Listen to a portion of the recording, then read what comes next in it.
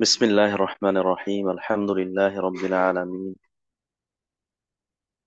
والصلاة والسلام على سيد الأنبياء والمرسلين نبينا ورسولنا وحبيبنا محمد بن عبد الله الأمين وعلى آله وأصحابه ومن تبعهم بإحسان إلى يوم الدين.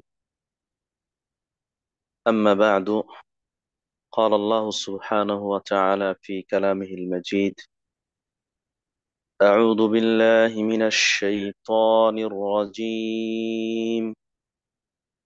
يا أيها الذين آمنوا اتقوا الله وذروا ما بقي من الربا إن كنتم مؤمنين، فإن لم تفعلوا فأذنوا بحرب من الله ورسوله، وإن تبتم فلكم رؤوس أموالكم لا تظلمون ولا تظلمون. وقال نبينا الكريم صلى الله عليه وسلم: لعن الله آكل الربا وموكله وشاهديه وكاتبه وقال هم سواء. وفي رواية: ال- الآخذ والمعطي سواء، أو كما قال عليه الصلاة والسلام। আলহামদুলিল্লাহ, শুরুতে আমরা আবারও প্রশংসা জ্ঞাপন করছি।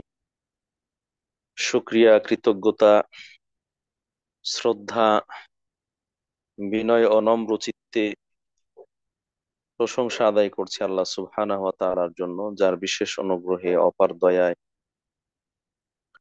সুস্থ শরীর, সুন্দর মন নিয়ে আল্লাহ রাব্বুল আলামিনের পক্ষ থেকে দেয়া বিধান, ইসলামী শরীয়ত সঠিকভাবে জানার জন্য, বোঝার জন্য এবং সে অনুযায়ী আমল করার জন্য কোরআন ও সহিহ হাদিসের আলোকে দারসুল ফিকহ এর 40তম পর্বে সমবেত হওয়ার সুযোগ পেয়েছি।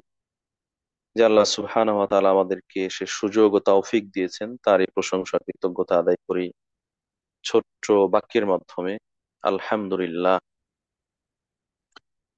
অতঃপর সালাত ও সালাম, শান্তির অমীয় ধারা বর্ষিত হোক আমাদের প্রিয় নবী, সর্বশেষ নবী রাসূল, সর্বকালের সর্বযুগের সর্বশ্রেষ্ঠ মহামানব, যিনি ইসলামী শরীয়তকে আল্লাহর পক্ষ থেকে পেয়ে নিজে আমলে পরিণত করেছেন, উম্মতকে আমল করার পদ্ধতি শিখিয়েছেন, জানিয়েছেন, প্রচার ও প্রসার করতে উদ্বুদ্ধ করেছেন, কখনো কখনো প্রতিশ্রুতি নিয়েছেন। সে মহান মানবের উপর বর্ষিত হোক অগণিত অসংখ্য দরুদ ও সালাম। আল্লাহুম্মা সাল্লি আলাইহি, আল্লাহুম্মা বারিক আলাইহি। অতঃপর তার পরিবার পরিজন, তার সঙ্গী সাথী এবং কিয়ামত পর্যন্ত একনিষ্ঠ অনুসারী প্রতিটি নরনারীর উপর বর্ষিত হোক শান্তির অমীয় ধারা। আল্লাহুম্মা আমিন। এসো আল্লাহর পথে কোরআনের আলোয় গ্রুপের আয়োজনে আজকের 40তম দারসুল ফিকহে যারা উপস্থিত হয়েছেন, সংযুক্ত হয়েছেন, কাছে দূরে দেশে প্রবাসে যে যেখান থেকে, শুরুতে সকলকে জানাচ্ছি আন্তরিক অভিনন্দন, শুভেচ্ছা, মোবারকবাদ। পাশাপাশি দোয়া করছি আল্লাহ রাব্বুল আলামিন যেন আল্লাহর দ্বীনকে সঠিকভাবে জেনে বুঝে আমল করার জন্যই আমাদের এই ধরনের আয়োজনগুলোতে অংশগ্রহণ করার তৌফিক দান করেন, এর পরিপূর্ণ জ্ঞান আমাদেরকে দেন, এর যে সওয়াব প্রতিদান এটি আল্লাহ রাব্বুল আলামিন আমাদের ভালো আমলের পাল্লায় রেখে দিন, এবং এর বিনিময়ে প্রত্যেকটি মুসলিম ব্যক্তির অত্যন্ত লালিত, কাঙ্ক্ষিত, প্রত্যাশিত অনাবিল সুখের ঠিকানা জান্নাত লাভে ধন্য করুন। আল্লাহুম্মা আমিন। যারা আজকের এই আয়োজনকে সুন্দর করার জন্য, নির্বিঘ্নভাবে অনুষ্ঠান করার জন্য সার্বিকভাবে সহযোগিতা করেছেন, করছেন। আল্লাহ রাব্বুল আলামিন তাদেরকেও জাযায়ে খায়ের দান করুন, দুনিয়া আখিরাতের বালা মুসিবত বিপদ আপদ থেকে হেফাজতে রাখুন, উভয় জগতে সম্মানিত করুন। আল্লাহুম্মা আমিন। সম্মানিত উপস্থিতি, ইতিমধ্যে আপনারা অবগত হয়েছেন দারসুল ফিকহের 40তম পর্বে যে বিষয়ে আলোচনা করা হবে সেটি হচ্ছে সুদ এবং সুদী লেনদেনের যে ভয়াবহতা সে সম্পর্কে। আমরা কিতাবুল ফিকহ আল মুয়াসসার আলা দাওইল কিতাবি ওয়াস সুন্নাহ, কোরআন এবং সহিহ হাদিসের আলোকে সহজ যে ফিকহ রয়েছে বা ফিকহুল মুয়াসসার, সেই কিতাবের ধারাবাহিক আলোচনার পরিপ্রেক্ষিতে ইবাদতের বিষয়গুলো আলোচনা শেষ করে লেনদেন মুআমালাতের আলোচনাগুলো শুরু করেছি। গত সপ্তাহে আমরা কেনা বেচা, ব্যবসা বাণিজ্য সে সংক্রান্ত কিছু বিষয় আলোচনা করেছি। তার সাথে সংশ্লিষ্ট এবং সম্পৃক্ত একটি বিষয় যেটি কেনা বেচার সাথে সাদৃশ্যপূর্ণ, তার মতোই মনে হয়, কিন্তু মানুষ এটির অপব্যবহার করে এবং একটি জঘন্য নিষিদ্ধ কাজের মধ্যে জড়িয়ে যায়, যদিও আপাতদৃষ্টিতে মনে করে এটি একটি উপার্জনের মাধ্যম, কিন্তু প্রকৃতপক্ষে এটি উপার্জনের মাধ্যম নয়, বরং ব্যক্তির উপার্জনকে ধ্বংস করার মাধ্যম। এরকম একটি বিষয় হচ্ছে আর রিবা তথা সুদ। রিবা বা সুদ, সুদী লেনদেন, এটি ইসলামী শরীয়ত আসার আগে থেকেই প্রচলিত একটি লেনদেন এবং রীতি ছিল, যেটি জাহেলি যুগে, অন্ধকার এবং বর্বরতার যুগেও মানুষ এই কারবারের সাথে জড়িত ছিল। শুধু জড়িত থাকছিল বললে ভুল হবে, বরং এটি তাদের সমাজের রন্ধ্রে রন্ধ্রে প্রবেশ করেছিল এবং এই সুদের যে প্রকোপ, সুদের যে মহামারী, সুদের যে নিষ্পেষণ, জুলুম নির্যাতন, সেটার দ্বারা অনেক মানুষ বিভিন্নভাবে জুলুম নির্যাতনের শিকার হয়েছেন এবং নিষ্পেষণের শিকার হয়েছেন। এমনকি অনেকেই নিজের ঘর বাড়ি বসত ভিটা ধন সম্পদ সবকিছু হারিয়েছেন, তারপরও সুদের প্রকোপ থেকে রেহাই পাননি। কখনো কখনো কোনো কোনো ক্ষেত্রে ব্যক্তি তার সন্তান স্ত্রীকে পর্যন্ত এই সুদের প্রকোপ থেকে মুক্ত করার জন্য ত্যাগ করতে হয়েছে, ছেড়ে দিতে হয়েছে, আহ সুদ গ্রহীতাকে দিয়ে দিতে হয়েছে। সম্মানিত উপস্থিতি, সেই হিসেবে ইসলাম একটি শান্তির ধর্ম, সুখের ধর্ম, সার্বজনীন শাশ্বত জীবন ব্যবস্থা, যেখানে মানুষের যেমন লেনদেন ঠিক থাকবে, ঠিক অন্যদিকে কোনো ব্যক্তি জুলুম ও নির্যাতনের শিকার হবে না। সেই হিসেবে জাহেলি যুগের এই বর্বরতম একটি রীতিকে কবর দিয়ে মূলোৎপাটন করে চরমভাবে নিরুৎসাহিত করা হয়েছে এবং তার যে ভয়াবহ পরিণতি দুনিয়াতে এবং আখেরাতে, সেই বিষয়গুলোকে তুলে ধরা হয়েছে, মানুষকে সতর্ক করা হয়েছে। সত্যিকার অর্থে রিবা বা সুদ এটি যে কোনো সময়ে, যে কোনো স্থানে, যে কোনো জাতির জন্য একটি অভিশাপ। এটি মারাত্মক ধ্বংসযজ্ঞ একটি বিষয়, যার প্রবণতা, যার উপস্থিতি ওই জাতিকে, ওই সমাজকে নিঃশেষ করে দেয়। এবং শুধু এটি অর্থনৈতিক লেনদেনের সাথে সংশ্লিষ্ট এমনটা নয়, বরং এর সাথে মানুষের আর্থিক লেনদেনের পাশাপাশি জীবন ধারণের আরো বিভিন্ন যে দিক রয়েছে জাগতিক জীবনে, সেই দিকগুলোকেও কলুষিত করে দেয়, শেষ করে দেয়, নষ্ট করে দেয়। মানুষের জীবন থেকে, পরিবার থেকে, সমাজ থেকে শান্তি, শান্তির যে সুবাতাস সেটাকে একেবারে বিষাক্ত করে তোলে, কঠিন করে তোলে, যার কারণে মানুষ আত্মহত্যার পথ পর্যন্ত বেছে নিতে বাধ্য হয়। সুদের প্রকোপ থেকে বাঁচার জন্য আত্মাহুতি দিয়েছে, এরকম নজির এবং সংখ্যা এই বাংলাদেশেও অনেক অনেক রয়েছে, যেগুলো যারা দৈনিক পত্রপত্রিকা ঘাটেন আহ তাদের কাছে অস্পষ্ট এবং অজানা নয়।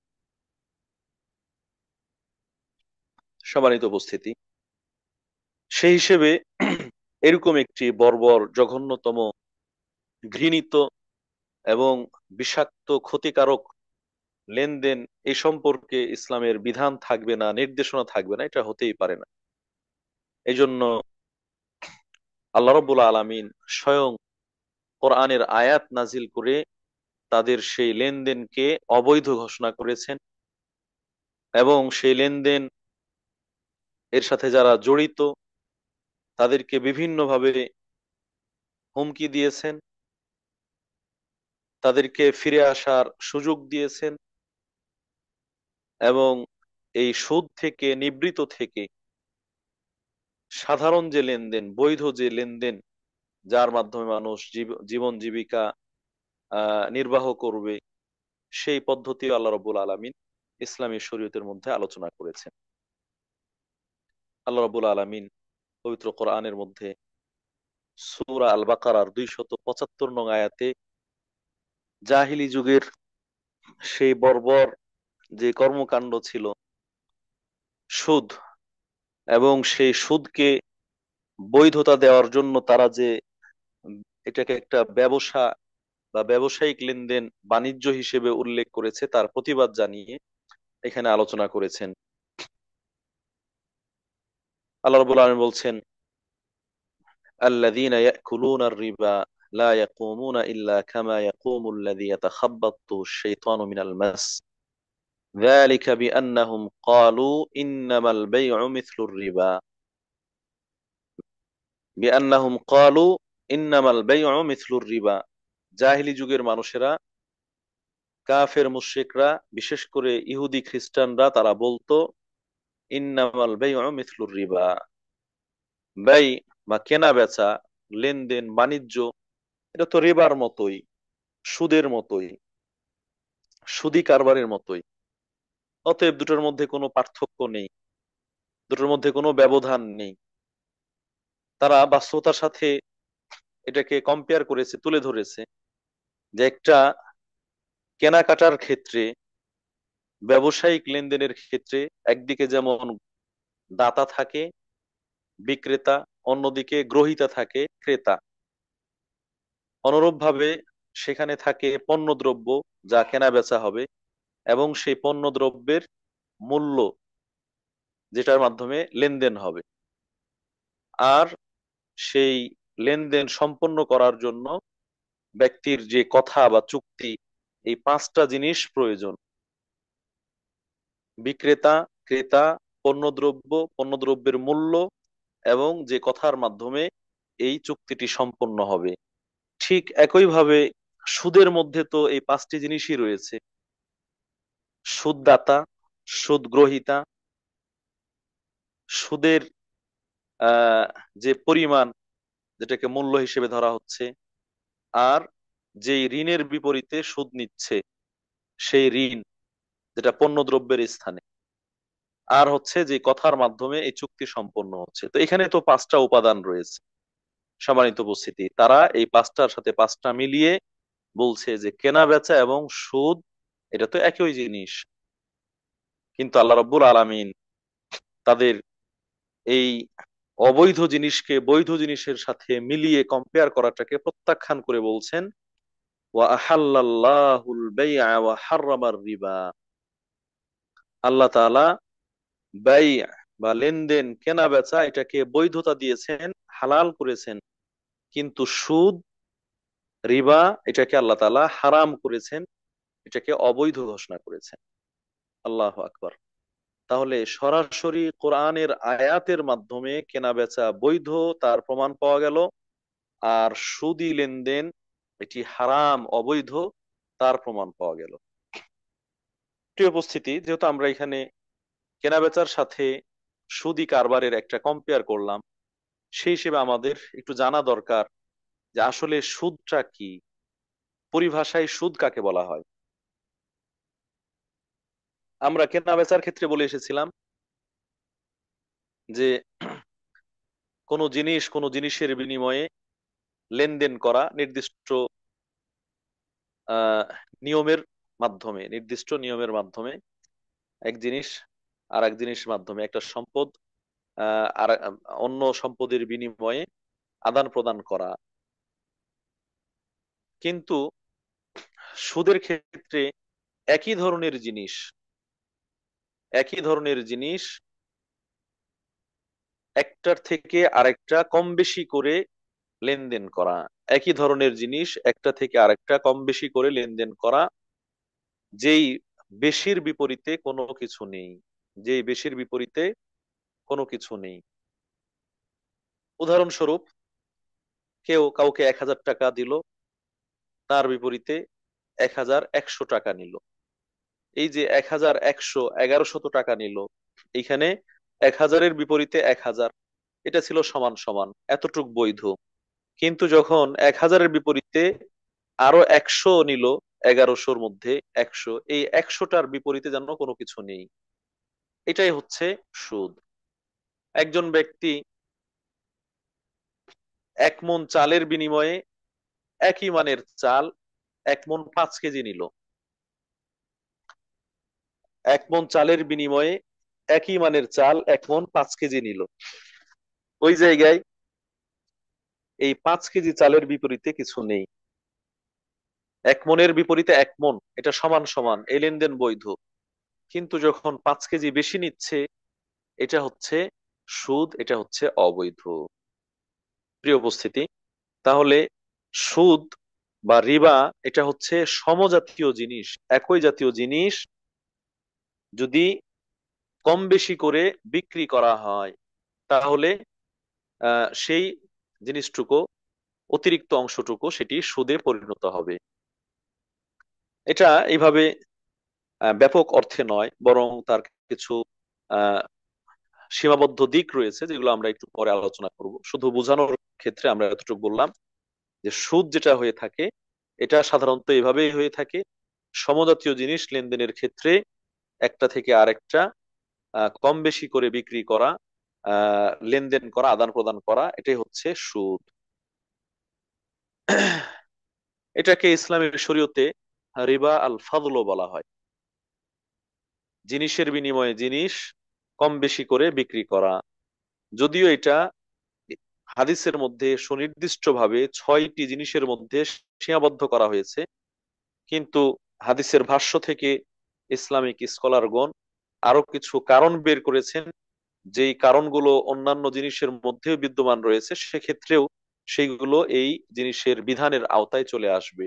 সেই হিসেবে এই 6 শ্রেণীর জিনিসের মধ্যে এই ধরনের কম বেশি করে কেনাবেচা করা সুদি কারবারের অন্তর্ভুক্ত হবে।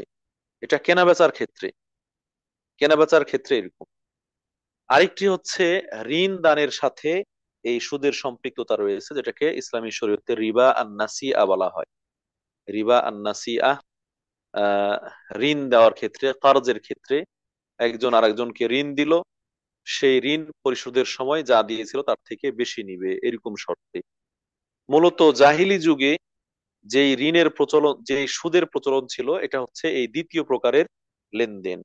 কেউ কাউকে ঋণ দিয়ে যে পরিমাণ অঙ্ক ঋণ দিয়েছিল, যে পরিমাণ অর্থ সম্পদ ঋণ দিয়েছিল, কর্জ দিয়েছিল, লোন দিয়েছিল, ফেরত নেওয়ার সময় তার থেকে বেশি পরিমাণ গ্রহণ করত, বেশি পরিমাণ নিত। এটাই ইসলামী শরীয়তে রিবা আন-নাসিআ তথা সুদ হিসেবে প্রচলিত। এবং সেটি সেই সময় মারাত্মক ভাবে লেনদেন করা হতো, ব্যাপক আকারে লেনদেন করা হতো। এবং এটা তারা চক্র চক্র বৃদ্ধি হারে, চক্র বৃদ্ধি হারে এটা গ্রহণ করত। কেউ কাউকে ঋণ দিত, 1,00,000 টাকা ঋণ দিল, 1 বছর পর সেটি পরিশোধ করবে 1,10,000 টাকা, 1,10,000 টাকা। তার মানে এখানে 10% সে সুদ খেয়েছে, সুদ নিয়েছে। দেখা গেল জানুয়ারি মাসের 1 তারিখে নিয়েছে, এটা ডিসেম্বর মাসের 30 তারিখে অথবা পরের বছর জানুয়ারি মাসের 1 তারিখে তাকে পরিশোধ করতে হবে। কিন্তু যখন জানুয়ারি মাসের 1 তারিখ চলে আসলো পরের বছর, তখন সে এটা পরিশোধ করতে ব্যর্থ হলো, পরিশোধ করতে ব্যর্থ হলো। এখন এই ঋণদাতা ঋণ গ্রহীতার কাছে এসে বলবে যে তুমি আমার ঋণ পরিশোধ করো সুদ সহ 1,10,000 টাকা। আর যদি পরিশোধ না করতে পারো, আমি সময় বাড়িয়ে দিচ্ছি, তবে এই সময়ের বিপরীতে আমাকে আরো বেশি সুদ দিতে হবে। সেটা হলো 10% হারে সুদ গ্রহণ করেছে 1,00,000 টাকা ঋণের বিপরীতে 1,10,000। এখন সে সামনে 1 বছরের জন্য সময় বাড়িয়ে দিল, 1,10,000-এর ওপর সে আবার 10% বসাবে। অর্থাৎ সে সামনের বছর 1,10,000, আহ 1,00,000 10% হচ্ছে 10,000, আর এই 10,000-এর 10% হচ্ছে 1,000। তার মানে সামনের বছর সে 1,21,000 টাকা তার কাছ থেকে বুঝে নিবে। ঋণ দিয়েছিল 1,00,000 টাকা, 1 বছর আনতে সেটি নিল 1,10,000। দ্বিতীয় বছরে সে সুদ এবং মূল, সুদে আসলে মিলিয়ে সে আহ, গ্রহণ করতে চায় 1,21,000 টাকা। এই যে এইভাবে নেওয়া, এটাকে বলা হয় বৃদ্ধি হারে, চক্র বৃদ্ধি হারে সুদ গ্রহণ করা। সম্মানিত উপস্থিতি, এই চক্রাকারে সুদ নেওয়া গ্রহণ করা, এটাকে আল্লাহ রাব্বুল আলামিন হারাম ঘোষণা করেছেন। কেননা এর মাধ্যমে তার ঋণ আস্তে আস্তে বাড়তেই থাকবে, ঋণের পরিমাণ আস্তে আস্তে বাড়তেই থাকবে, সে যেটা পরিশোধ করতে ব্যর্থ হবে। এইভাবে দেখুন, একটা অর্থনৈতিক ব্যবস্থাকে মানুষ কিভাবে ধ্বংস করে। যে গরিব তাকে আরো গরিব বানিয়ে ফেলে, যে ধনী সে আরো ধনী হতে থাকে। এই সুদি লেনদেনের মাধ্যমে যে সুদারু, সুদের কারবার করেন, সুদ গ্রহীতা, সে কর্মহীন, অলস, নির্জীব সময় পার করেন। সে তো অর্থলগ্নি করেছে, টাকা দিয়েছে, মাস শেষে বা বছর শেষে বা নির্দিষ্ট সময় শেষে সে ওই মূলধনও ফেরত পাবে, এর অতিরিক্ত আবার নগদ টাকাও ফেরত পাবে। এই যে এইভাবে তার আর কোনো কাজ কাম নেই, সে পায়ের ওপর পা উঠিয়ে শুধু বসে থাকে অথবা ঘোরাফেরা করে, তার কোনো ক্ষতির সম্ভাবনা নেই। তো এখানে মানুষকে নিরুৎসাহিত করা হচ্ছে কর্মের প্রতি আকৃষ্ট হতে। আপনার তুলনামূলক যেই প্রতিযোগিতা রয়েছে, ব্যবসায়িক লেনদেনের প্রতিযোগিতা রয়েছে, সেখান থেকে নিরুৎসাহিত করা হচ্ছে। অপরদিকে যে সুদদাতা, সে সবসময় শুধু মোটা অঙ্কের অর্থের মালিক হচ্ছেন। আর যে যে ঋণ গ্রহীতা, সে ঋণ তো নিয়েছেন তার প্রয়োজন পূরণের জন্য, কিন্তু সেই প্রয়োজন পূরণ করে সুদের যে চাপ রয়েছে সেই চাপ সইতে না পেরে আস্তে আস্তে আরো গরিবী হতে আছেন, অভাবী হচ্ছেন, দেউলিয়াত্ব গ্রহণ করছেন। সম্মানিত উপস্থিতি, এরকম একটি আহ অসামঞ্জস্যপূর্ণ লেনদেন, এটিকেই ইসলামী শরীয়ত নিষিদ্ধ ঘোষণা করেছে, হারাম ঘোষণা করেছে। যেমনটি আমরা বললাম, স্বয়ং আল্লাহ রাব্বুল আলামিন স্পষ্ট করে বলছেন, ওয়া আহাল্লাল্লাহুল বাই'a ওয়া হাররামার রিবা। নিশ্চয় আল্লাহ রাব্বুল আলামিন কেনা বেচাকে হালাল করেছেন, অপরপক্ষে রিবা বা সুদ এটাকে হারাম ঘোষণা করেছেন। সম্মানিত উপস্থিতি, এই সুদি লেনদেন যেটার পরিচয় আমরা জানতে পারলাম, এটা এখন বর্তমান সময়ে বিভিন্ন নামে, বিভিন্ন পরিচয়ে আমাদের সমাজে এর ব্যবহার হচ্ছে। সরাসরি সুদ বললে তো যে ধর্মপ্রাণ অথবা মুসলিম ধার্মিক, তার মনের মধ্যে খটকা বাঁধবে, অথবা এটা একটা দোষ বা অপরাধ, পাপ, এই পাপের সাথে জড়িয়ে যাবেন। এই জন্য সুদ বলেন না, এটা ইন্টারেস্ট, এটা মুনাফা, এটা লাভ, এটা আহ হাদিয়া, গিফট ইত্যাদি বিভিন্ন ভাবে দেওয়ার চেষ্টা করেন। বিভিন্ন আহ কি বলা হয় এগুলো, স্কিম, বিভিন্ন ধরনের আপনার নতুন নতুন মানে রং এবং মোড়ক দিয়ে এই নামকরণ করা হয়েছে। কখনো প্রাইজ বন্ড, কখনো সঞ্চয়পত্র, কখনো আপনার শেয়ার, আরো বিভিন্ন নাম রয়েছে যেগুলো আহ, আমরা অনেকটাই জানি না হয়তো যারা লেনদেন করেন। এখন তো আরো শুরু হয়েছে আপনার বিভিন্ন card, master card, visa card, তারপরে এই এই ধরনের ক্রেডিট কার্ড, আরো এরকম বিভিন্ন ক্ষেত্রে বিভিন্ন নাম দিয়ে এই লেনদেন গুলো করা হচ্ছে, যেগুলোর বেশিরভাগ ক্ষেত্রে আপনার এই সুদের বিষয়টা জড়িত।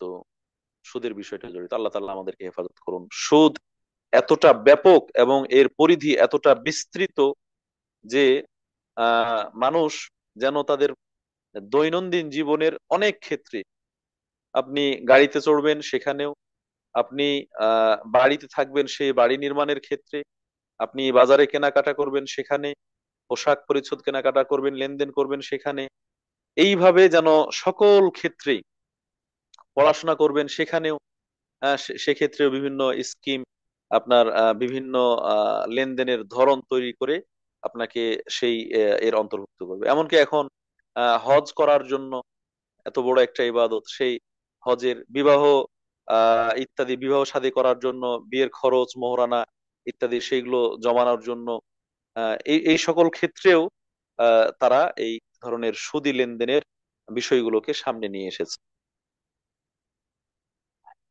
আমরা পার্থক্য না করে ইসলামী, নন ইসলামী, ইসলামিক, ইসলামিক উইন্ডো ইত্যাদি ইত্যাদি এই ধরনের পার্থক্য না করে আমরা ঢালাওভাবে কথাগুলো বলছি। কেননা বাংলাদেশের প্রেক্ষাপটে বিশেষ করে, এবং আর অন্যান্য অমুসলিম দেশ যেগুলো রয়েছে সেগুলো তো বটেই, কিছু হাতে গোনা মুসলিম দেশে নামমাত্র কিছু ব্যাংক ছাড়া আহ অধিকাংশ ব্যাংকই আপনার এই ধরনের লেনদেনগুলোর সাথে জড়িত, যেগুলোর কথা আমরা আলোচনা করলাম বা উল্লেখ করলাম। কিছু ব্যাংক রয়েছে যেগুলো হয়তো বাঁচার চেষ্টা করে, সঠিকটা করার চেষ্টা করে, কিন্তু সেগুলো বিতর্কিত এবং বিদ্ধ, সন্দেহ সংশয় থেকে মুক্ত নয়। প্রিয় উপস্থিতি, এই যে সুদ, এই সুদ জাহেলি যুগের একটি প্রচলিত বিষয়, যেটি আমরা আলোচনার শুরুতে উপস্থাপন করলাম। আল্লাহ রসুল সাল্লাল্লাহু আলাইহি ওয়াসাল্লাম তার জীবদ্দশাতেই জাহেলি যুগের সকল বিষয়কে তার দু পায়ের নিচে মারিয়েছেন এবং প্রত্যাখ্যান করেছেন। এমনকি জাহিলি যুগের লেনদেন করা সুদের যে গ্লানি ছিল, যে প্রকোপ ছিল, সেটাকেও আল্লাহ রসুল সাল্লাল্লাহু আলাইহি সাল্লাম ভেঙে চুরমার করে দিয়েছেন এবং বলেছেন যে আহ রিবা আল জাহিলিয়াতি মাউদুউন, কুল্লু রিবাল জাহিলিয়াতি মাউদুউন। জাহিলি যুগের সকল প্রকারের যে রিবা বা সুদ ছিল, এগুলো বাতিল ঘোষণা করা হলো, রহিত ঘোষণা করা হলো। রাসূল সাল্লাল্লাহু আলাইহি সাল্লামের চাচারা যে সকল সুদের লেনদেন করতেন এবং তার আলোকে তাদের প্রাপ্য ছিল, সেগুলোকে আল্লাহ রসুল সাল্লাহ আলাই সাল্লাম আহ নিষিদ্ধ ঘোষণা করেছেন। এবং স্বয়ং আল্লাহ রব্বুল আলমিন কোরআনের মধ্যে সেই সুদের লেনদেনকে নিষিদ্ধ ঘোষণা করে সেই সময় যারা এটা মেনে নিবে, আত্মসমর্পণ করবে, তাদের জন্য মূলধন ফিরিয়ে পাওয়ার প্রতিশ্রুতি দিয়েছেন, মূলধন ফিরিয়ে দেওয়ার প্রতিশ্রুতি দিয়েছেন। যেমনটা আল্লাহ তাআলা বলছেন, ওয়াইন তুবতুম ফালাকুম রুউসু আমওয়ালিকুম লা তাজলিমুনা ওয়া লা তুজলামুন। ওয়াইন তুবতুম ফালাকুম রুউসু আমওয়ালিকুম, তোমরা যদি তাওবা করো, সুদী কারবার থেকে ফিরে আসো, তাহলে তোমরা তোমাদের যে মূলধন ঋণ হিসেবে দিয়েছিলে সেই মূলধন ফিরে পাবে। এক্ষেত্রে তোমরা জুলুমের শিকার হবে না, তোমরা কারো উপর জুলুমও করবে না। এটা সূরা বাকারার 279 নং আয়াতে বলেছেন। তার আগে 275 নং আয়াতে শেষ দিকে বলছেন, ফামান জাআহু মাউইদাতুম মির রাব্বিহি ফান্তাহা ফালাহু মা সালাফা ওয়া আমরুহু ইলাল্লাহ। যে ব্যক্তির কাছে সুদ নিষিদ্ধ হওয়া এই ঘোষণা আসার পরে সে সুদকে পরিহার করে সুদী লেনদেনকে ছেড়ে দেয়, তার জন্য তার রবের পক্ষ থেকে মার্জনা রয়েছে। ফালাহু মা সালাফ, পূর্বের কৃতকর্ম সেগুলো মাফ করে দেওয়া হবে। আমরুহু ইলাল্লাহ, তার বিষয়টি আল্লাহর কাছে ফিরে যাবে, যেটা পরের আয়াতের মধ্যে আমরা পড়লাম যে সে মূলধন ফিরে পাবে, তার উপর জুলুম করা হবে না। কিন্তু যদি এই নিষেধাজ্ঞা আসার পরেও কোনো ব্যক্তি এই ধরনের সুদি কারবারের সাথে জড়িত থেকে যায়, লেনদেন চালিয়ে যায়, তাহলে তাদের জন্য দুনিয়া এবং আখেরাতে কঠিন কঠিন শাস্তির কথা স্বয়ং আল্লাহ রাব্বুল আলামিন তুলে ধরেছেন। সেই শাস্তিগুলো আমরা কিছুটা আলোচনা করতে চাই। আল্লাহ রাব্বুল আলামিন কোরআনের এই আয়াতের মধ্যেই বললেন, আল্লাযীনা ইয়াকুলুনার রিবা লা ইয়াকুমুনা ইল্লা কামা ইয়াকুমুল্লাযী ইয়াতাখাব্বাতুহু আশ-শাইতানু মিনাল মাস। যারা সুদ গ্রহণ করে, সুদ খায়, সুদি লেনদেন করে, সুদি কারবারের সাথে জড়িত থাকে, তারা কিয়ামতের দিন ওই লোকদের মতো দাঁড়াবে যারা জিন দ্বারা আক্রান্ত হলে, জিন শয়তান দ্বারা আক্রান্ত হলে, জিনের আসর কারো গায়ে হলে, জিন ভর করলে সে যেমন নিজের অস্তিত্বকে টিকিয়ে রাখতে পারে না, এলোমেলো হয়ে যায়, আছাড় খায়, এরকম ভাবে এই সুদি কারবারের সাথে জড়িত থাকার কারণে কিয়ামতের দিন তাদের পেট এত ভারী হবে, এত বড় হবে, মোটা সোটা হবে যে তারা নিজের শরীরকে দাঁড় করিয়ে রাখতে পারবে না। সম্মানিত উপস্থিতি, এখানে কিয়ামতের দিন সুদি কারবারি যারা করে তাদের ভয়াবহ শাস্তির কথা বললেন। অনুরূপ ভাবে ওয়াতের শেষ দিকে বলছেন, ওমান আদা ফাউলাইকা আসহাবুন নার হুম ফিহা খালিদুন। যারা এই নিষেধাজ্ঞা আসার পরেও সুদি কারবারের সাথে জড়িত থাকবে, লেনদেনের সাথে জড়িত থাকবে, তারা হচ্ছে জাহান্নামী। ফাউলাইকা আসহাবুন নার, তারা হচ্ছে জাহান্নামী। হুম ফিহা খালিদুন, তারা জাহান্নামে চিরদিন বসবাস করবে।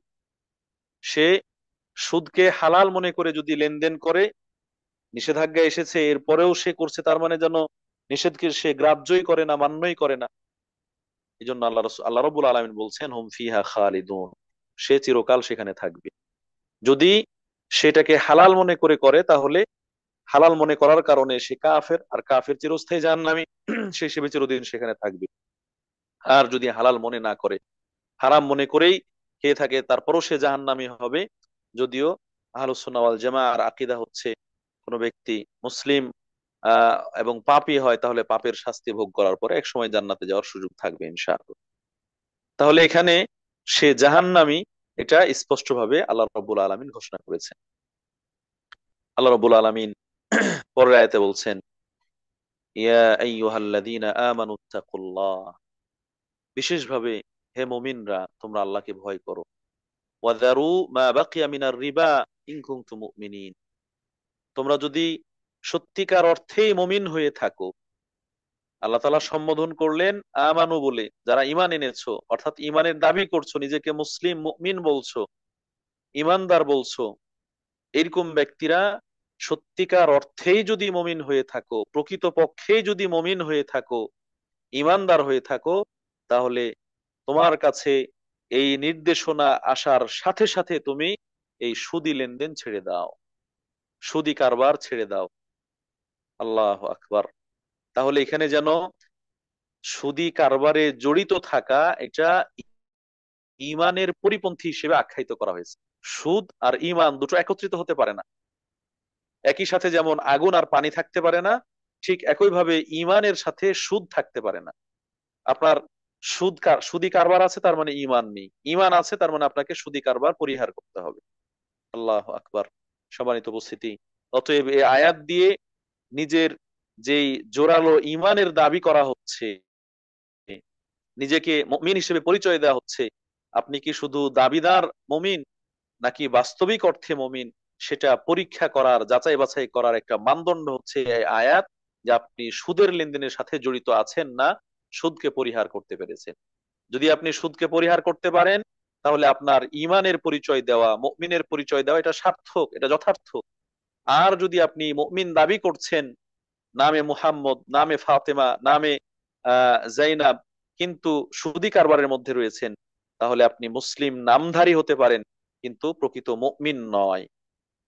ফাইন লাম তাফআলু ফাআযানু বিহারবিন মিনাল্লাহি ওয়া রাসূলিহি।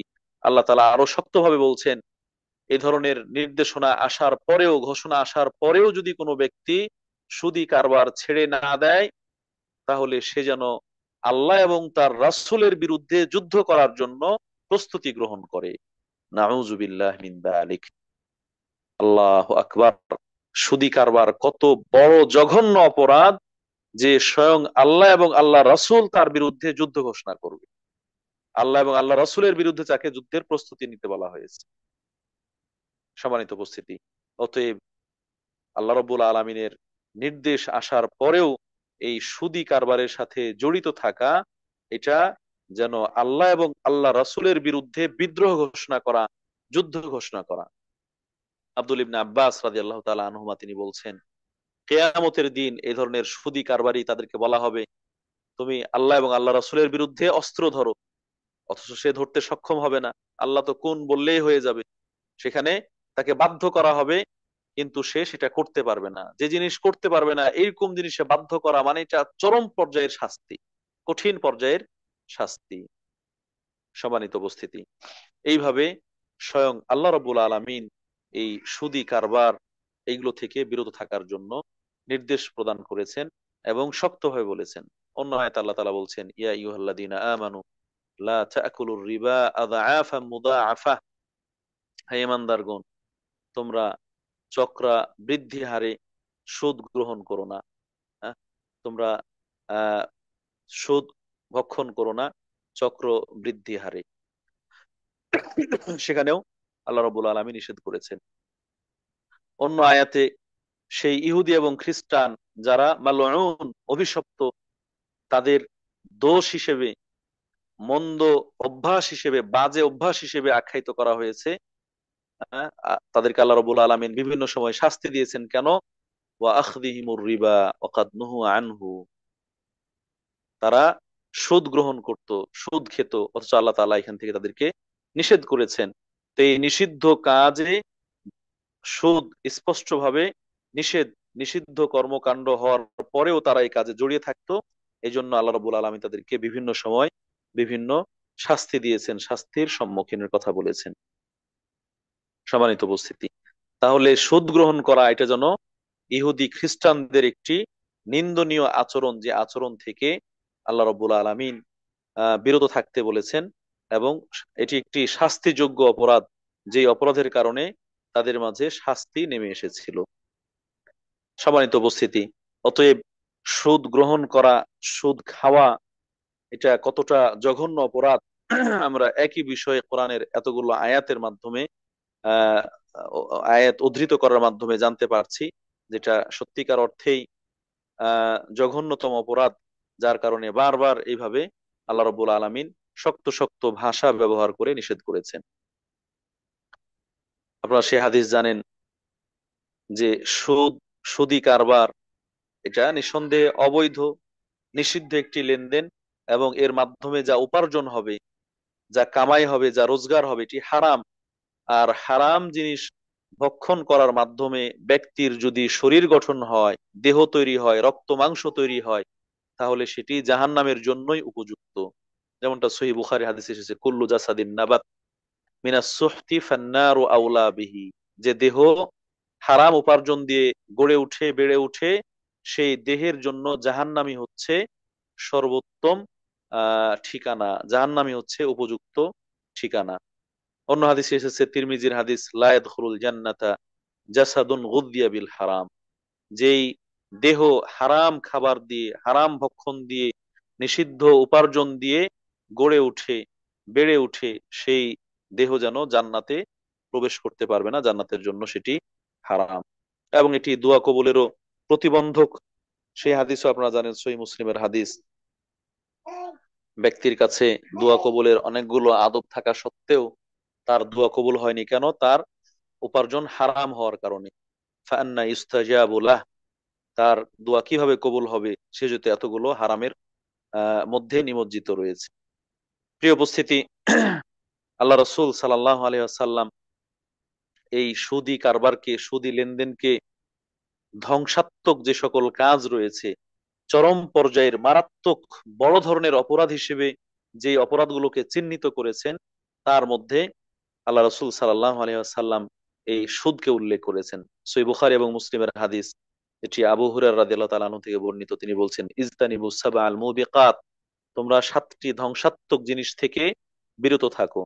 ক্বালু ইয়া রাসূলুল্লাহ মা হুন্না, সেই ধ্বংসাত্মক কাজগুলো, ধ্বংসাত্মক কাজ বলতে যেটা আপনার আমলকে, আপনার ইমানকে, আপনার আমলকে, আমলের সবকে বাতিল করে দেয়, নিচ্ছিন্ন করে দেয়, ব্যক্তিকে ধ্বংস করে দেয়, জান্নাত থেকে জাহান্নামের দিকে নিয়ে যায়, ইমানকে ইমান হারা করে দেয়, এরকম ধ্বংসাত্মক কাজ।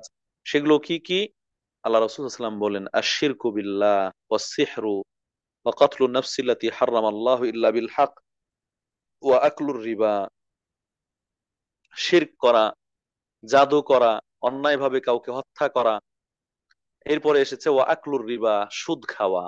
সুদ খাওয়া, এটাকে আল্লাহ রাসূল সাল্লাল্লাহু আলাইহি ওয়াসাল্লাম এই ধ্বংসাত্মক বড় অপরাধ হিসেবে উল্লেখ করেছেন। ওয়া আকলু মালিল ইয়াতীম, ইয়াতীমের সম্পদ ভক্ষণ করা। ওয়া তাওয়াল্লি ইয়াউমাজ জাহফি, যুদ্ধের ময়দান থেকে পলায়ন করা। ওয়া কাযফুল মুহসানাতিল গাফিলাতিল মুমিনাত, সতী সাধ্বী নারীকে অপবাদ দেওয়া। প্রিয় উপস্থিতি, এখানে এই সুদ খাওয়া, এটাকে আল্লাহ রাসূল সাল্লাল্লাহু আলাইহি ওয়াসাল্লাম জঘন্য অপরাধ হিসেবে উল্লেখ করেছেন। সেই প্রসিদ্ধ হাদিস আপনাদের জানা আছে, এটা অনেকেই জানেন, সহিহ মুসলিমের হাদিস, যেখানে বলা হয়েছে লাআনা রাসূলুল্লাহ সাল্লাল্লাহু আলাইহি ওয়াসাল্লাম আকিলার রিবা ওয়া মুকিলাহু ওয়া কাতিবাহু ওয়া শাহিদাইহি ওয়া ক্বালাহুম সাওয়া। কোন কোন বর্ণনা এসেছে লাআন আল্লাহ, সরাসরি আল্লাহ তাআলা লানত করেছেন, অভিসম্পাত করেছেন। কোন বর্ণনা এসেছে রাসূল সাল্লাল্লাহু আলাইহি ওয়াসাল্লাম লানত করেছেন, অভিসম্পাত করেছেন। তাহলে এই কাজটা কতটা জঘন্য, যার কারণে আল্লাহ তাআলা অথবা তার রাসূল সাল্লাল্লাহু আলাইহি সাল্লাম অভিসম্পাত করেছেন, লানত করেছেন। লানতের অর্থ হচ্ছে আল্লাহর রহমত থেকে দূরে ঠেলে দেওয়া, আল্লাহর রহমত থেকে দূরে সরিয়ে দেওয়া। আর যে কাজের ক্ষেত্রে লানত বলা হয় সেই কাজটি হারাম, এটা আহ ইসলামী নীতিমালা দ্বারা সুস্পষ্টভাবে প্রমাণিত। তো এখানে আল্লাহ তাআলা বা আল্লাহ রাসূল সাল্লাল্লাহু আলাইহি সাল্লাম অভিসম্পাত করেছেন যে সুদ খায়, সুদ গ্রহীতা, যে সরাসরি সুদ খায়, সুদ গ্রহীতা, তাকে অভিসম্পাত করেছেন। যে সুদ খাওয়ায়, অর্থাৎ সুদ দাতা, ঋণের বিপরীতে যে সুদ গ্রহণ, সুদ দিচ্ছে, সেও এই অভিসম্পাতের অন্তর্ভুক্ত। যে সুদের কারবার গুলো লেখালেখি করছে, লেখালেখি করে, রাইটার, হ্যাঁ, দপ্তরের দপ্তর সম্পাদক, সেও এর অন্তর্ভুক্ত। এমনকি যারা সাক্ষী থাকে সাক্ষ্য প্রদান করার জন্য, তারাও এই শাস্তির অন্তর্ভুক্ত। রাসূল সাল্লাল্লাহু আলাইহি ওয়াসাল্লাম বলছেন হুম সাওয়া, এরা সবাই এক সমান, সবাই সমান অপরাধী। সুদদাতা, গ্রহীতা, সাক্ষী, লেখক সবাই এক ধরনের, এক সমান অপরাধী। অনুরূপভাবে অন্য আয়াতে আল্লাহ রাসূল সাল্লাল্লাহু আলাইহি ওয়াসাল্লাম বলছেন আল আখিযু ওয়াল মু'তি, যে দেয় এবং যে নেয়, হুম সাওয়া, হুমা সাওয়া অথবা হুম সাওয়া, উভয়ে একরকম, উভয়ে এক সমান। তাহলে এখানে এটা মানে কতটা বড় ধরনের অপরাধ, যারা এই অপরাধের সাথে যে কোনো ভাবে সংশ্লিষ্ট, এই লেনদেনের সাথে যে কোনো ভাবে সংশ্লিষ্ট, সবাইকে শাস্তির আওতায় নিয়ে আসা হয়েছে, অপরাধী হিসেবে চিহ্নিত করা হয়েছে, তাদেরকে অভিসম্পাত করা হয়েছে। সম্মানিত উপস্থিতি, যারা সরাসরি সুদ খায়, সুদ গ্রহণ করে, তাদের জন্য পরকালে আরো কিছু শাস্তির কথা বলি, এরপর আমরা দুনিয়ার শাস্তির কথাও বলবো। আল্লাহ রাসূল সাল্লাল্লাহু আলাইহি সাল্লাম মেরাজ করেছেন।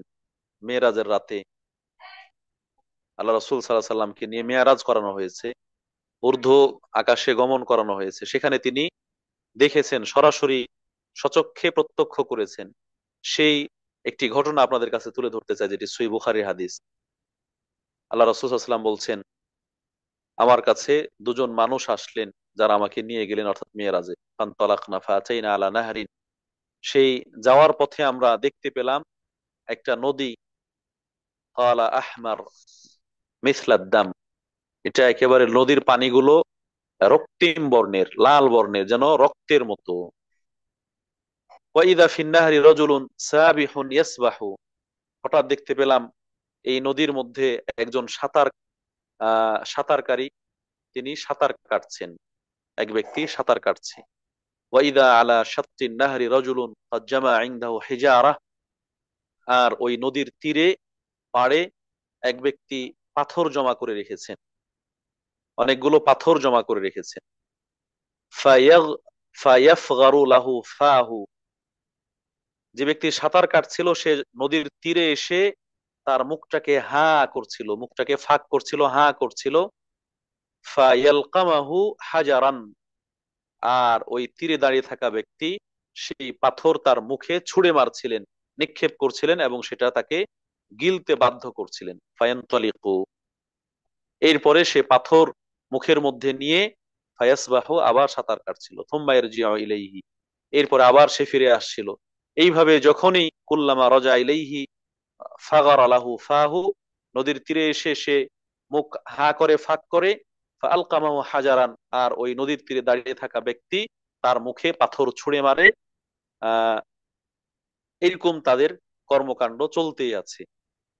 কুলতু লাহুমা মা হাযানি, আমি কৌতূহলী হয়ে জিজ্ঞাসা করলাম, এই যে দুজন ব্যক্তি, একজন সাঁতার কাটছে, কেটে এসে তীরে ভিড়লে আর একজন তার মুখে পাথর নিক্ষেপ করছে, এই ব্যক্তিটা কে?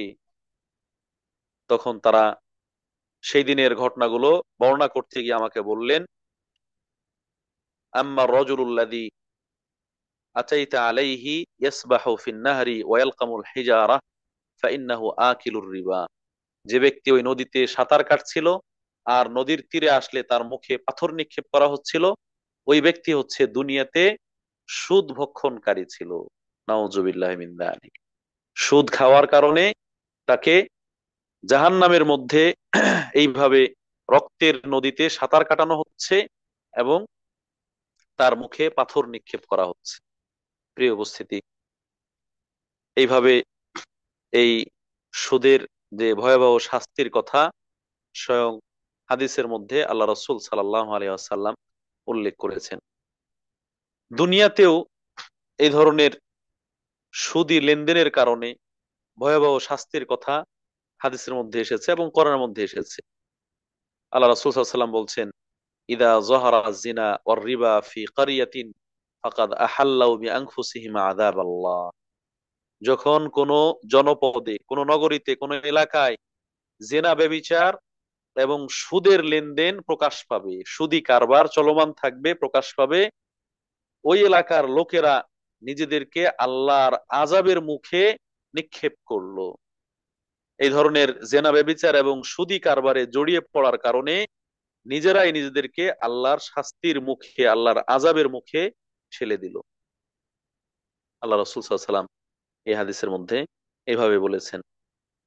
আপনারা এই সুদের ভয়াবহতা কত জঘন্য এবং মারাত্মক, যে ব্যাপারে হাদিস শুনে থাকেন, হাদিসটাকে কেউ কেউ সহি বলেছেন, কেউ কেউ হাসান লি গায়রিহি বলেছেন। আহ অর্থাৎ সনদের মধ্যে কিছুটা বিতর্ক থাকলেও অনেকগুলো সনদকে একত্রিত করে এটি গ্রহণযোগ্য হাদিস। সেখানে আল্লাহ রাসূল সাল্লাল্লাহু আলাইহি সাল্লাম বলছেন যে সুদের বিভিন্ন ধরন রয়েছে। সুদ, এই কারবারটার বিভিন্ন রূপ রয়েছে, বিভিন্ন ভাব রয়েছে, যেভাবে মানুষ নাম পরিবর্তন করে, মোড়ক পরিবর্তন করে এটাকে গ্রহণ করে থাকে। আর সেই হিসেবে কোথাও ব্যাপক আকারে সুদ হয়, কোথাও কম আকারে সুদ গ্রহণ হয়ে থাকে। তো এইভাবে তার প্রায় 73টা স্তর রয়েছে। 73, 73টা স্তর রয়েছে। 73টা স্তর সবগুলোই হারাম। সুদের সকল প্রকার লেনদেনই হারাম, সকল প্রকার লেনদেনই হারাম। যেটি আরেকটি হাদিসের মধ্যে এসেছে যে 1 দিরহাম সুদ খাওয়া, মাত্র 1 দিরহাম, 1 টাকা যদি কেউ সুদ খায়, এই 1 টাকা সুদ খাওয়া এটা যেন 36 জন নারীর বা 36 জন নারীর সাথে জেনা করার থেকেও জঘন্য।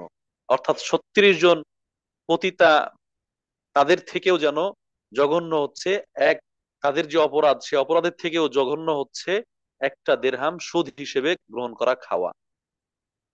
আর যে হাদিস আমরা বলছিলাম যে সুদের এরকম 73টা ভাগ রয়েছে, সেই ভাগের মধ্যে সর্বনিম্ন যে ভাগটা, সর্বনিম্ন যে অপরাধটা, সেই অপরাধটা হচ্ছে কোনো ব্যক্তি তার মায়ের সাথে ব্যভিচার করা, জেনা করা। নাউজুবিল্লাহ মিন যালিক। এমনিতেই জেনা ব্যভিচার এটা জঘন্য অপরাধ, যার শাস্তি মৃত্যুদণ্ড, পাথর মেরে হত্যা করা। আর সেটা যদি মায়ের সাথে হয় তাহলে এটা আরো কত নিকৃষ্ট, জঘন্য এবং কত চরম পর্যায়ের খারাপ, ঘৃণিত একটি কর্ম। তো এই ছোট্ট অপরাধটা, সুদের সর্বনিম্ন অংশটুকু গ্রহণ করাটাও যেন এরকম নিজ মায়ের সাথে ব্যভিচার করার অপরাধের থেকেও জঘন্যতম অপরাধ। নাউজুবিল্লাহ মিন যালিক। এজন্য সুদের ব্যাপারে আমাদের খুব খুব সতর্ক হওয়া দরকার, যেন কোনোভাবেই সুদের প্রকাশ্য কোনো অংশ তো গ্রহণ করা যাবেই না, যেন সন্দেহ রয়েছে, সন্দেহপূর্ণ কোনো বিষয় কোনোভাবে জড়িয়ে যেতে পারে, সেরকম সন্দেহপূর্ণ বিষয়টাকেও আমাদের পরিহার করা উচিত, সেটাকেও বাদ দেওয়া উচিত, যেন কোনোভাবে আমরা তার সাথে জড়িয়ে না পড়ি। সম্মানিত উপস্থিতি, এই সুদের ভয়াবহতার ব্যাপারে দুনিয়াবি আরেকটি ক্ষতির কথা বলে আমরা আপনার আলোচনা হয়তো শেষ দিকে আসবো, সেটি যেটি আল্লাহ রাব্বুল আলামিন স্বয়ং কোরআনের মধ্যে উল্লেখ করেছেন, ইয়ামহাকুল্লাহুর রিবা ওয়া ইউরবিস সাদাকাত। ইয়ামহাকুল্লাহুর রিবা ওয়া ইউরবিস সাদাকাত। আল্লাহ রাব্বুল আলামিন রিবা বা সুদের যে বরকত রয়েছে, হ্যাঁ, রিবা বা সুদ, এখানে সুদের বরকত বলেননি, সরাসরি রিবা বা সুদ, রিবা বা সুদের যে উপার্জন রয়েছে সেই উপার্জনকে নিচ্ছিন্ন করে দেন। রিবা বা সুদের উপার্জনকে আল্লাহ রাব্বুল আলামিন নিচ্ছিন্ন করে দেন। এটা টেকসই হয় না, এটা স্থিতিশীল হয় না, এটা লাভজনক হয় না, এটা স্থায়িত্ব লাভ করে না। ওয়াইরুবিস সাদাকাত। আর এর বিপরীতে যেটা মানুষ দান খায়রাত করে, সেটাকে আল্লাহ রাব্বুল আলামিন এটাকে বাড়াতে থাকেন, বৃদ্ধি করতে থাকেন।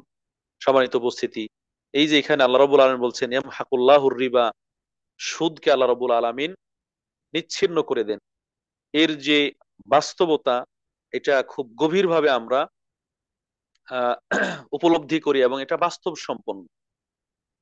দুনিয়াতে যারা সুদের সাথে জড়িত, সুদি কারবার করে,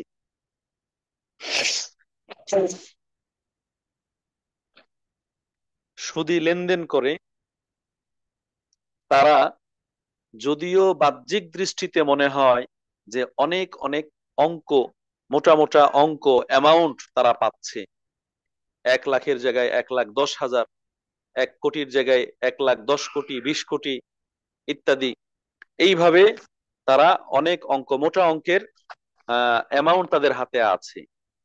কিন্তু প্রকৃতপক্ষে এই যে অর্থ সম্পদ, যেটা ভোগ, মানুষ উপভোগ করে, যেটা থেকে জাগতিক জীবনে মানুষ উপভোগ করে লাভবান হয়, দেখা যায় এরা সেটা ভোগ করতে পারে না, এরা উপভোগ করতে পারে না, নিজে এটা উপভোগ করতে পারে না। বিভিন্ন ভাবে বিভিন্ন ঝামেলায় জড়িয়ে থাকে, বিভিন্ন ভাবে আহ হয়রানির মধ্যে থাকে, পেরেশানির মধ্যে থাকে। বিভিন্ন ভাবে দেখা যায় তাদের ছেলে সন্তান সন্ততি তারা বখাটে হয়ে যায়, নেশাগ্রস্ত হয়ে যায়, পারিবারিক কলহ দ্বন্দ্ব সেইগুলো চলমান থাকে, লাগা থাকে, আত্মীয় স্বজন তাদের সাথে সুসম্পর্ক থাকে না, অন্যান্য বন্ধু বান্ধব প্রতিবেশী তাদের সাথে সুসম্পর্ক থাকে না, মানে বহুমুখী সমস্যায় তারা জড়িয়ে থাকে। আল্লাহ আকবার। আল্লাহ তাআলা যে এই সুদি কারবারের ফলাফলটাকে নিচ্ছিন্ন করে দেন, মূলোৎপাটন করে দেন, এর উপকার লাভ করতে পারে না, সেটা বাস্তবায়িত হয় ওইখানে। অনেক সময় ব্যক্তি পার হয়ে যায়, কিন্তু ব্যক্তির প্রজন্ম, তার সন্তানদের মধ্যে অথবা তার সন্তানের সন্তানদের মধ্যে তার কুপ্রভাব, সেটা আমরা লক্ষ্য করতে পারি। বেশিরভাগ ক্ষেত্রে দেখা যায় সন্তানরা মানুষ হয় না, নেশাখোর হয়ে যায়, ধর্ষক হয়ে যায়, অথবা আরো বিভিন্ন ভাবে তারা নষ্ট হয়ে যায়, ধ্বংস হয়ে যায়, যারা সমাজে প্রতিষ্ঠিত হতে পারে না। প্রিয় উপস্থিতি, অতএব এরকম একটি জঘন্য অপরাধ, যেটি সামাজিক ব্যাধি, যেটি লেনদেনের ক্ষেত্রে একটি স্থিতিশীল অর্থনৈতিক ব্যবস্থাকে ধ্বংস করে দেয়, যেটি মানুষের মধ্যে শ্রেণী এবং বিভেদ তৈরি করে, ধনীকে ধনী বানিয়ে দেয়, গরিবকে আরো গরিব বানিয়ে দেয়, যার মাধ্যমে একেবারে যারা দিনমজুর, নিম্ন পেশা শ্রেণীর মানুষ, তাদেরকে নিচ্ছিন্ন করে দেয়, নির্যাতন নিষ্পেষণ করে। এই ধরনের একটি অভিশাপ আমাদের কখনোই কাঙ্ক্ষিত লেনদেন হতে পারে না, আমাদের কখনোই কাঙ্ক্ষিত উপার্জনের মাধ্যম হতে পারে না। অতএব এই সুদ এবং সুদি কারবার যে সকল মাধ্যমে হয়ে থাকে, যে সকল লেনদেনের ক্ষেত্রে হয়ে থাকে, সেগুলোকে আমাদের এড়িয়ে চলা দরকার, সেগুলোকে পরিহার করা দরকার, উচিত, এটি ইমানি দায়িত্ব, ইমানের দাবির সাথে এটি আবশ্যকীয়, করণীয় যে সেগুলোকে পরিহার করা, সেগুলো থেকে দূরে থাকা। এটা ব্যবসা বাণিজ্যের ক্ষেত্রে হোক, এটা ব্যাংকিং লেনদেনের ক্ষেত্রে হোক, ফিনান্সিয়াল কোনো কারবারের সাথে হোক, আর অন্য কোনো ভাবে হোক, যে জায়গায় এই ধরনের কারবার রয়েছে এবং তার বিকল্প বৈধ পদ্ধতি রয়েছে, কোনোভাবে সেই বিকল্প বৈধ পদ্ধতিটাকে এড়িয়ে গিয়ে অবৈধটার সাথে সম্পৃক্ত থাকা, এটা একজন ইমানদার ব্যক্তির কাজ হতে পারে না। সম্মানিত উপস্থিতি, অতএব আমরা আজকের এই আলোচনার মাধ্যমে আপনাদেরকে মনে করিয়ে দিচ্ছি এবং আহ্বান জানাচ্ছি যে সুদ এবং সুদি কারবার এর সাথে সংশ্লিষ্ট ব্যক্তি, প্রতিষ্ঠান, সবকে আমরা পরিহার করি এবং এ থেকে পরিপূর্ণভাবে উঠে আসি। আল্লাহ রাব্বুল আলামিন আমাদেরকে সে তৌফিক দান করুন, আমিন। সম্মানিত উপস্থিতি, কিছু প্রশ্ন চলে আসবে অটোমেটিক, সেগুলো প্রশ্ন আসার আগেই আমরা আপনাদের কাছে একটু খোলাসা করতে চাই। আমরা একটু আগে বললাম যে দুই ধরনের সুদ রয়েছে, একটা হচ্ছে রিবাল ফাদল আর একটা হচ্ছে রিবা আন-নাসিয়া।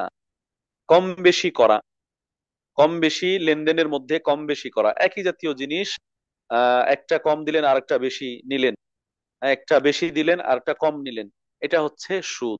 এই ব্যাপারে স্পষ্ট স্পষ্ট ছয়টি বিষয় আল্লাহ রাসূল সাল্লাল্লাহু আলাইহি সাল্লাম হাদিসের মধ্যে উল্লেখ করেছেন, যে ছয়টি বিষয় থেকে সরাসরি নিষেধ করেছেন, যেগুলো কোনোভাবেই একটার সাথে আরেকটা যখন লেনদেন করা হবে তখন কম বেশি করে বিক্রি করা যাবে না।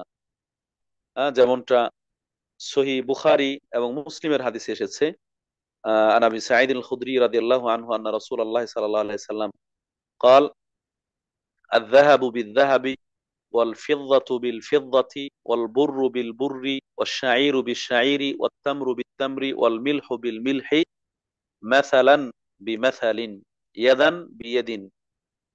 এখানে এই ছয় শ্রেণীর জিনিস, স্বর্ণ স্বর্ণের বিনিময়ে, রৌপ্য রৌপ্যের বিনিময়ে, মানে সোনা সোনার বিনিময়ে, রূপা রূপার বিনিময়ে, অথবা গম গমের বিনিময়ে, জও জয়ের বিনিময়ে, খেজুরের বিনিময়ে, লবণ লবণের বিনিময়ে, এই ছয়টা জিনিস যদি বিনিময় করে তাহলে এটা হতে হবে সমান সমান এবং নগদে নগদে, সমান সমান হতে হবে এবং নগদ হতে হবে, বাকিতে বিক্রি করা যাবে না। যদি সমান থেকে কম বেশি করে তাহলে সেটি সুদ, আর যদি বাকিতে বিক্রি করে তাও সেটি সুদ হবে। সম্মানিত উপস্থিতি, কেউ 100 কেউ 22 ক্যারেটের একটা অলংকার আরেকজনের সাথে 22 ক্যারেটের একটা অলংকার এক্সচেঞ্জ করতে চায়, বদল করতে চায়। এক্ষেত্রে সে ওই 22 ক্যারেটের স্বর্ণ 100 গ্রাম সেটা দিল, আর দোকান থেকে 90 গ্রাম নিল, এটা নিঃসন্দেহে সুস্পষ্ট সুদ, এটা স্পষ্ট সুদ। 100 গ্রামের পরিবর্তে 100 গ্রামই হতে হবে, না হলে এটা সুদ হয়ে যাবে। যদি এখানে এটা 21 ক্যারেট আর 22 ক্যারেট হয় তাহলে সেটা ভিন্ন কথা, এই জায়গায় কম বেশি করার সুযোগ আছে। যদি 18 ক্যারেটের সাথে আপনার 21 ক্যারেট লেনদেন করে তাহলে কম বেশি করার সুযোগ আছে, কিন্তু একই মানের যেটা সেই জায়গায় সমান সমান হতে হবে, যতই নতুন হোক আর পুরাতন হোক, এই জায়গায় কম বেশি করা যাবে না। রূপার ক্ষেত্রে একই কথা। আমরা বাকি যে জিনিসগুলো রয়েছে, গম জও খেজুর এবং লবণ, সেগুলোর ব্যাপারে বলি। আপনি একটা রিফাইন করা লবণ আরেকটা লবণের বিনিময়ে নিচ্ছেন, আপনার লবণে রিফাইন করা কিন্তু এটাতে আয়োডিন নেই, আরেকজনের লবণে আয়োডিন আছে, আপনি সেটা নিবেন। এই নিতে হলেও এই জায়গায় সমান সমান নিতে হবে, কম বেশি করা যাবে না। যদি কম বেশি করেন তাহলে সেটা সুদ হয়ে যাবে। এর আগে আমরা চালের কথা বললাম, আপনি মনে করেন এক বস্তা এক মিনিকেট চাল দিয়ে আরেকজনের কাছ থেকে এক বস্তা মিনিকেট চাল নিলেন এবং 10 কেজি নিলেন, তাহলে সেই 10 কেজিটা এটা সুদ হিসেবে গণ্য হবে। এই ব্যাপারে আল্লাহ রাসূল সাল্লাল্লাহু আলাইহি সাল্লাম এটা থেকে উত্তরণের পথ দিয়েছেন। আপনার গমের বিনিময়ে গম বিক্রি করা দরকার, চালের বিনিময়ে চাল বিক্রি করা দরকার, ওইটাই দরকার যে আপনি ওই চিনি গুঁড়াটাই নিবেন অথবা চিকন চালটাই নিবেন, তাহলে আপনি এটা টাকা দিয়ে বিক্রি করেন, এরপরে বেশি টাকা দিয়ে ওইটা কিনে নেন, মানে মাধ্যমটা পরিবর্তন করেন, তাহলে সেটা বৈধ হবে। অন্যথায় যখন আপনি সমজাতীয় জিনিস কম বেশি করে নিচ্ছেন, এটা সুস্পষ্ট সুদ। এই জায়গা থেকে কেউ যদি 100 টাকা দিয়ে 105 টাকা নেয় তাহলে সেটাও সুদের অন্তর্ভুক্ত হবে। অনেকে আমরা দেখি ওই গুলিস্তানের মোড়ে বাংলাদেশে, গুলিস্তানের মোড়ে আরো বিভিন্ন জায়গায় ব্যাংক থেকে নিয়ে আসা নতুন নোট, সেটা পুরাতন নোটের বিনিময়ে বিক্রি হয়। তবে 100 টাকার নোট নেবেন আপনি, আপনাকে 105 টাকা দেওয়া লাগবে। এই যে কম বেশি করা হচ্ছে, এটা স্পষ্ট সুদ, প্রকাশ্য সুদ সেখানে লেনদেন হচ্ছে। সম্মানিত উপস্থিতি, এটা হচ্ছে কম বেশি করে বিক্রি করা, সেগুলোর ব্যাপারে সুদ। ঠিক এই জিনিসগুলো আপনি নগদে এবং বাকিতে যদি বিক্রি করেন তাহলেও সুদ হয়ে যাবে সমান সমান। আপনি 100 গ্রাম স্বর্ণ দিয়ে 100 গ্রাম স্বর্ণই নিবেন, তবে এখন নিয়ে গেলেন আর আপনারটা সকালে দিবেন। এখন দোকানদার কাছ থেকে নিয়ে গেলেন, আপনারটা সকালে নেবেন, 1 ঘন্টা পরে 10 মিনিট পরে ওই মাজলিস ত্যাগ করে যদি একটু পরেও হয় তাহলে সেটা সুদ হিসেবে গণ্য হবে। কারণ আপনারা দেখছেন যে স্বর্ণের বাজার উঠানামা করে, এটা সব সময় রূপার বাজার উঠানামা করে। এজন্য এটা নগদ নগদ হতে হবে, যখন নিচ্ছেন তখনই দিতে হবে, যখন দিবেন তখনই নিতে হবে, বাকি করা যাবে না। বাকি করলে, নগদ করলে এটা সুদের অন্তর্ভুক্ত হবে। কিন্তু যদি আপনি স্বর্ণ দিয়ে রূপা নেন, রূপা দিয়ে স্বর্ণ নেন, গম দিয়ে খেজুর নেন, খেজুর দিয়ে গম নেন, এগুলোর ক্ষেত্রে কম বেশি করার জায়েজ আছে, কম বেশি করা জায়েজ আছে, কিন্তু এক্ষেত্রেও এটা নগদ নগদ হতে হবে। আমরা এটার একটা চরম উদাহরণ দেখতে পাই এখন, বিশেষ করে যারা প্রবাসে আছেন তারা বিভিন্ন সময় দেশে রেমিটেন্স পাঠিয়ে থাকেন, ডলার অথবা ইউরো অথবা রিয়াল, দিরহাম, দিনার ইত্যাদি সেগুলো পাঠিয়ে থাকেন। এই যে এটা এটা কিন্তু স্বর্ণ বা রূপার হুকুমে। আপনি যখন ডলার পাঠাচ্ছেন বিদেশ থেকে বাংলাদেশে, তখন এটা মুদ্রা, মুদ্রা বিনিময় হচ্ছে। হয়তো ডলার, ডলারের বিনিময়ে ডলার এক সমান নিতে হবে, কিন্তু ডলারের বিনিময়ে টাকা কম বেশি করার সুযোগ আছে, $1 সমান 110 টাকা, এটা ঠিক আছে। কিন্তু এই কম বেশি করার সুযোগ থাকলে এটা নগদে নগদে হতে হবে, কম বেশিটা বাকিতে করা যাবে না। এখন আপনি ডলার দিলেন, এখনই টাকা নিলেন, যেটা এক্সচেঞ্জ করলেন, এটা ঠিক আছে। কিন্তু এখন আপনি ডলার নিয়ে নিলেন, টাকা দিবেন 5 ঘন্টা পরে, 10 ঘন্টা পরে ইত্যাদি, সেটা ঠিক হবে না, সেটা সুদ হয়ে যাবে। সেটা ঠিক হবে না, সেটা সুদ হয়ে যাবে। অতএব এই বিষয়গুলোর ক্ষেত্রে আমাদের সতর্ক থাকা দরকার। দ্বিতীয় যে প্রকারটা আমরা বললাম, রিবান নাসিয়া, বাকিতে বিক্রি, এবং সেটাই এই বিভিন্ন ব্যাংকিং চ্যানেলগুলোর মাধ্যমে হয়ে থাকে। সেটা হচ্ছে, এটা আসলে ঋণ থেকে এসেছে, যে লোন বা ঋণ দেওয়া হয়, সেই আপনাকে ঋণ দেওয়া হলো, ঋণের বিপরীতে আপনি যখন এটা ফেরত প্রদান করবেন, কিস্তিতেই হোক আর এক দফায় হোক, তখন আপনাকে বেশি প্রদান করতে হবে, বেশি দিতে হবে। এই বেশি দেওয়াটা হচ্ছে সুদ। এটা স্পষ্ট সুদ। এখন এটা নাম আপনি মুনাফা বলেন, ইন্টারেস্ট বলেন, আর যে নামই দেন না কেন, এটা স্পষ্ট ভাবে সুদ হিসেবে গণ্য হবে। এখন এই সুদি কারবার আসার কারণে কারদে হাসান যেটা ছিল, কারো বিপদ, সেই বিপদে উপকার গ্রহণ করার জন্য আপনি তাকে আপনার নগদ টাকা ধার দিলেন, ঋণ দিলেন, সেটা কিন্তু বন্ধ হয়ে গেছে। এটা অনেক অনেক বড় সওয়াবের একটা মাধ্যম ছিল। কারদে হাসান, ধার দেওয়া, ঋণ দেওয়া, এটা অনেক বড় একটা সওয়াব অর্জনের মাধ্যম ছিল। এটা এখন বন্ধ হয়ে গেছে। মানুষ যেহেতু সুদ দিয়ে, ধার দিয়ে তার বিপরীতে সুদ পাচ্ছে, নগদ লাভ পাচ্ছে, তাহলে কেন মানুষকে পরকালীন সওয়াবের আশায় আর ধার দিতে যাবে, কর্জ দিতে যাবে? এই যে ধারণা থেকে মানুষ এই সুদি কারবারের প্রতি ঝুঁকে গিয়েছে, ধাবিত হয়েছে। যার কারণে এখন মানুষ, বিশেষ করে অভাবী বা নিম্ন শ্রেণীর বা যে অন্যের মুখাপেক্ষী, তারা এই ধরনের একদিকে বিপদের মুখে পড়ছেন, অন্যদিকে সুদের কারবারের মধ্যে জড়িয়ে যেতে হচ্ছে। সম্মানিত উপস্থিতি, আমরা ব্যাংকিং সিস্টেমের ক্ষেত্রে আসি, বিশেষ করে যেটার মানে মুখোমুখি এখন প্রায় অধিকাংশ মানুষই, ব্যাংকের মধ্যে টাকা না রাখলে হয় না, ব্যাংকের মাধ্যমে লেনদেন না করলে হয় না। আপনি যদি এরকম কোথাও থাকেন যেখানে ব্যাংকিং লেনদেন করতেই হবে বাধ্য, আর সেখানে ইসলামী কোনো ব্যাংক নেই। ইসলামী ব্যাংক বলতে আপনি টাকা জমা রাখলেন, সে সে হলো আমানতদার, যা রেখেছেন তাই ফেরত নিয়ে আসবেন, যা রেখেছেন তাই ফেরত নিয়ে আসবেন। এখন হয়তো আমানতদার আপনাকে বিভিন্ন সার্ভিস প্রোভাইড করে, যে কোনো জায়গায় আপনি সেটা নিতে পারবেন, সেগুলোর জন্য নামমাত্র কিছু খরচ রয়েছে, সেই খরচটা আপনি দিতে পারেন, আপনি দিবেন। এটা যে যেন মানে সহনীয় পর্যায়ে হয়, এটা যেন অস্বাভাবিক না হয়, সেটা জায়েজ আছে। কিন্তু আপনি ব্যাংকে টাকা রেখে আসলেন, এরপরে লাভ দিবে আপনাকে আবার লাভ দিবে, এরকম যদি হয় তাহলে তো এটা ইসলামিক ব্যাংকিং হলো না। আপনি তার কাছে টাকা রেখে আসলেন আমানত হিসেবে, সে আমানত রক্ষা করবে, বরং তাকে আপনার খরচ দেওয়া দরকার, যেটা কারেন্ট হিসেবে হয়ে থাকে, কারেন্ট অ্যাকাউন্টে হয়ে থাকে। কিন্তু আপনি জমা দিয়ে আসলেন ব্যাংকের মধ্যে সেভিং অ্যাকাউন্টে, আপনাকে বরং সে আরো ইন্টারেস্ট দিবে, লাভ দিবে, এটা স্পষ্ট সুদ। তো এরকম যে সকল সুদী ব্যাংক রয়েছে, হ্যাঁ, সেখানে যদি আপনাকে বাধ্যতামূলক লেনদেন করতে হয়, তাহলে আপনি কারেন্ট হিসেব খোলার চেষ্টা করবেন, সেভিং নয়। সেই হিসেবে আপনার যা লেনদেন করার দরকার সে লেনদেন করলেন, যা খরচ সেই চার্জ আপনি সেখানে বহন করলেন। এখান থেকে আপনি লাভবান হওয়ার অন্য কোনো সুযোগ নেই।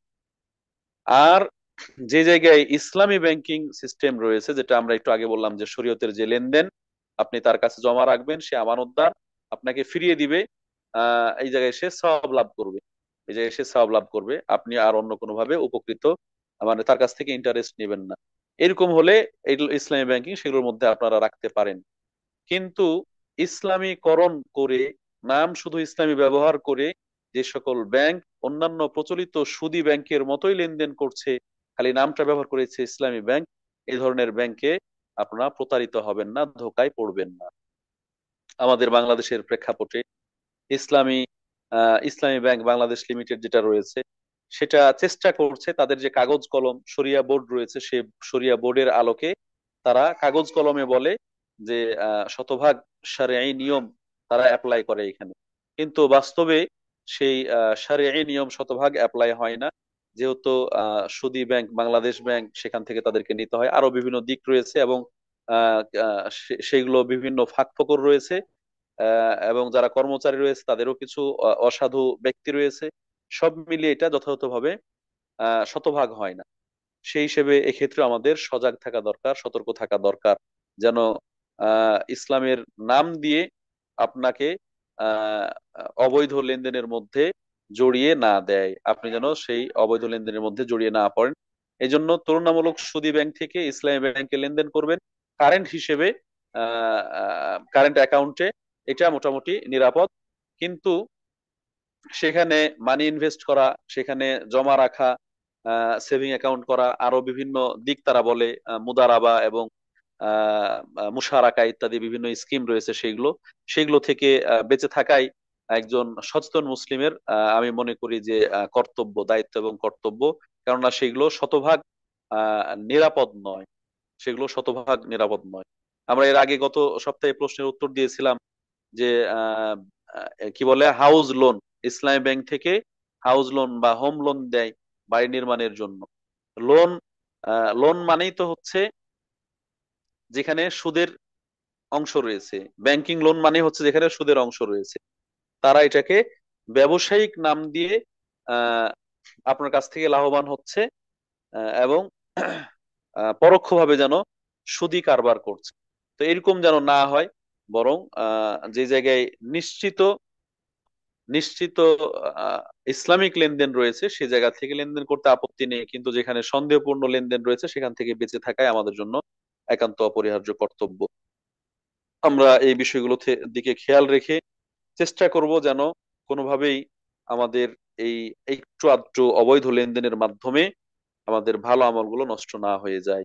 আল্লাহ রাব্বুল আলামিন আমাদের ইবাদত বন্দি গুলো যেভাবে তার নিয়ম ও পদ্ধতি অনুযায়ী আমরা করব, ঠিক একইভাবে যেন আমাদের লেনদেন গুলো আহ ইসলামী শরিয়ার আলোকে করতে পারি। আল্লাহ রাব্বুল আলামিন সে তৌফিক দান করুন। সকল প্রকার হারাম অবৈধ লেনদেন থেকে যেন আমরা বেঁচে থাকতে পারি, আল্লাহ রাব্বুল আলামিন আমাদেরকে সে তৌফিক দান করুন। আমরা যেন হালাল খেতে পারি, হালাল উপার্জন করতে পারি, আল্লাহ সে তৌফিক দান করুন, এবং আমাদের হালাল রিজিকে আল্লাহ তাআলা বরকত দান করুন। আমিন, আল্লাহুম্মা আমিন। এ বললে আমরা আজকের আলোচনা এখানে শেষ করছি। আলোচনার শেষ পর্যায়ে আমরা দোয়া, দীর্ঘ সময় ধরে আমাদের সাথে সংযুক্ত আছেন, আল্লাহ রাব্বুল আলামিন তাদেরকে জাযায়ে খায়ের দান করুন। যারা অসুস্থ আছেন আল্লাহ তাআলা তাদেরকে সুস্থতা দান করুন। যারা অভাবী আছেন আল্লাহ তাদের অভাব দূর করে দিন। আল্লাহ সবার হালাল রিজিকে বরকত দান করুন। আল্লাহ রাব্বুল আলামিন আমাদের বাবা মা ভাই বোন আত্মীয় স্বজন সহ অনেকে মারা গিয়েছেন, আল্লাহ তাআলা মুসলিম মৃতদেরকে ক্ষমা করে দিন, তাদের কবরকে জান্নাতের অংশ বানিয়ে দিন। যে সকল মা বোনেরা বিভিন্ন ভাবে সমস্যার মধ্যে জড়িয়ে আছেন আল্লাহ তাআলা তাদের সমস্যাগুলো সুষ্ঠু সমাধান দান করুন। যারা ভালো কাজের জন্য নিজেদের সময়, শ্রম, অর্থ, সম্পদ, মেধা ইত্যাদি ব্যয় করছেন, আল্লাহ রাব্বুল আলামিন সেগুলোতে বরকত দান করুন এবং তাদেরকে উত্তম প্রতিদান দান করুন। আমিন, আল্লাহুম্মা আমিন।